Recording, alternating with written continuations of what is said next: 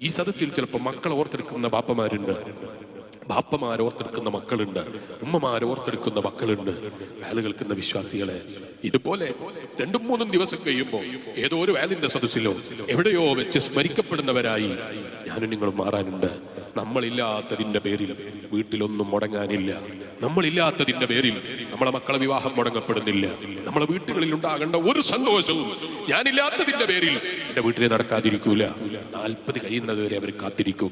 അത് കഴിഞ്ഞാൽ എന്റെ മകൻ വിവാഹപ്രായമെത്തിയെങ്കിൽ നാട്ടുകാർ വിവാഹം കഴിപ്പിക്കും, അല്ലെങ്കിൽ ഉപ്പമാര് വിവാഹം കഴിപ്പിക്കും, ഇഷ്ടപ്പെടുന്നവർ വിവാഹം കഴിപ്പിക്കും.